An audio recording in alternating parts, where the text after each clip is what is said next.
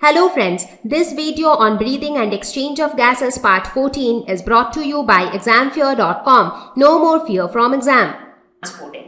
Now on similar lines, let us look at the transport of carbon dioxide. So carbon dioxide is also transported through blood, but let us see whether hemoglobin is able to carry most of the carbon dioxide as well. Only 25% of carbon dioxide is carried by RBCs in the blood. Now this is quite different than oxygen. In case of oxygen, 97% of oxygen was carried by RBCs, but here only 25% is carried by RBCs. So who carries the rest?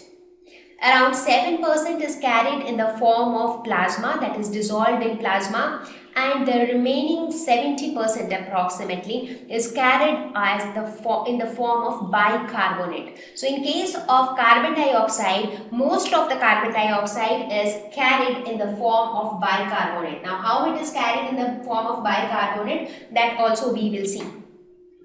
So let us first look at the transport of carbon dioxide by hemoglobin. Now it contributes only 25% of carbon dioxide. So it will carry, hemoglobin carries only 25% of the carbon dioxide by this method. But the concept here is basically the same. It is just that in this case, carbon dioxide will combine with hemoglobin to form carbaminohemoglobin. Like there it was forming oxyhemoglobin, here it will form carbaminohemoglobin. Now in a very similar way here, what are the factors that affect the formation of carbaminohemoglobin? So here when the partial pressure of carbon dioxide should be high, because now carbon dioxide has to combine with hemoglobin. So whenever partial pressure of carbon dioxide is high, it will favor the formation of carbaminohemoglobin. Partial pressure of oxygen should obviously be low. So when the partial pressure of carbon dioxide is high and oxygen is low, this favors the formation of carbaminohemoglobin. And obviously in the reverse conditions, that is when the partial pressure of carbon dioxide is low and when the partial pressure of oxygen is high, this will favor the dissociation of carbaminohemoglobin. So I hope you now understood how it is carried. Again, wherever the carbaminohemoglobin will be formed, it will be carried in that form, and wherever it has to be released, the carbaminohemoglobin will get dissociated to release carbon dioxide.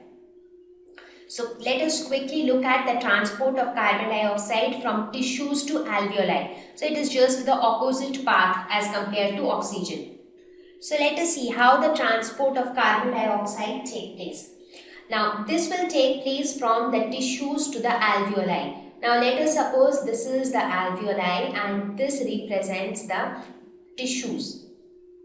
Now in the tissues, what is the partial pressure of carbon dioxide? It is 45 and partial pressure of oxygen is 40.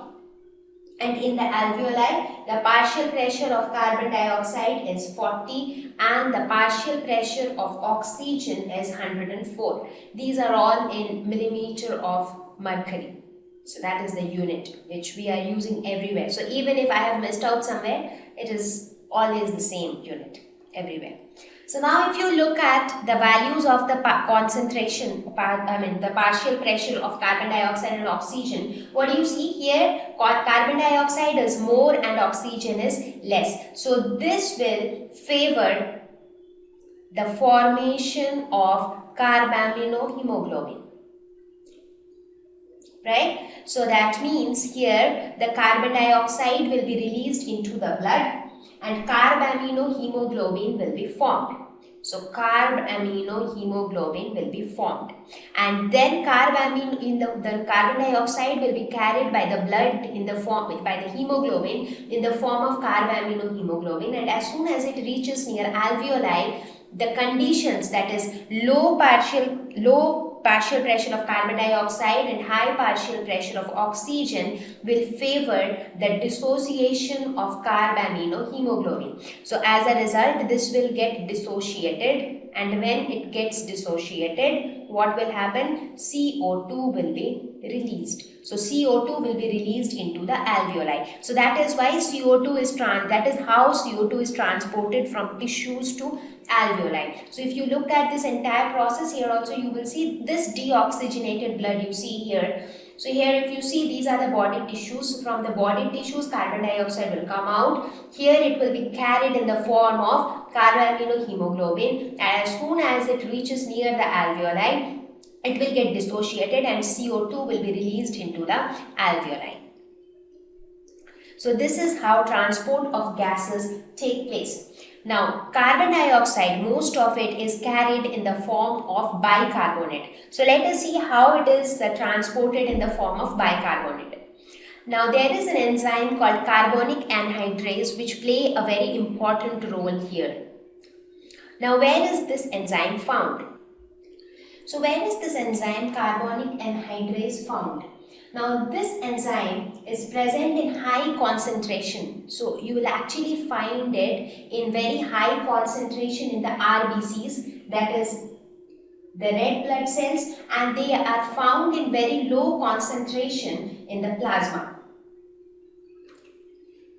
Now, since this enzyme plays an important role, therefore, this type of transport occurs more in RBCs and less in plasma. Now, what happens is that in presence of this enzyme, carbon dioxide combines with water in presence of carbonic anhydrase to form carbonic acid, that is H2CO3, and this carbonic acid again in presence of this enzyme carbonic anhydrase, it dissociates to form bicarbonate, that is HCO3 minus plus hydrogen ions. So this bicarbonate actually helps in, it is in this form of bicarbonate that carbon dioxide is transported. Now, since a lot of carbonic anhydrase enzyme is present in the RBCs, so what happens is that a lot of carbon dioxide which is present in the red blood cells, they react with water to get converted to carbonic acid, which in turn forms bicarbonate, and in the form of bicarbonate they gets transported. Now, this reaction is a reversible reaction. That is an important point to be noted. So this is a reversible reaction. That means this can again combine together to form carbonic acid, and the carbonic acid can again dissociate to form carbon dioxide and water. So now how this process actually happens is somewhat like this. Let us suppose this is the alveoli and these are the tissues. So you have tissues here and you have the alveoli here. Now what happens in the tissues? In the tissues, the concentration of PCO2, the partial pressure of carbon dioxide is high.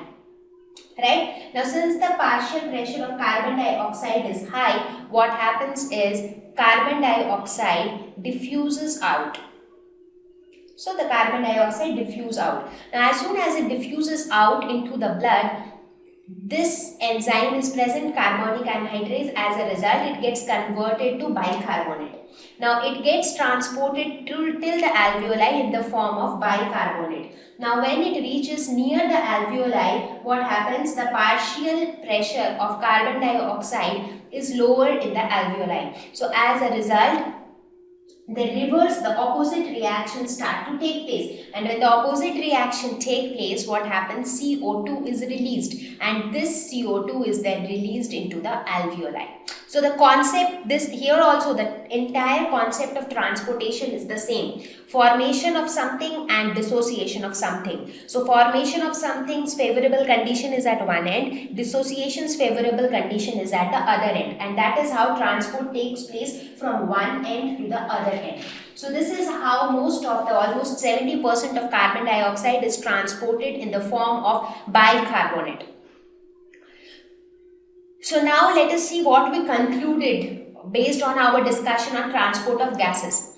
It has been observed that almost every 100 milliliter of oxygenated blood delivers 5 milliliter of oxygen to tissues in the form of oxyhemoglobin. Similarly, every 100 milliliter of deoxygenated blood delivers around 4 milliliter of carbon dioxide to the alveoli. So I hope that the entire process is clear now, that how the oxygenated and the deoxygenated blood is traveling throughout our body, how the exchange takes place at these two places, and how the transport takes place here and here. Right? Thank you. Please visit www.examfear.com to watch more videos, attempt free online test, get free study material, find tutors and mentors. Thank you once again.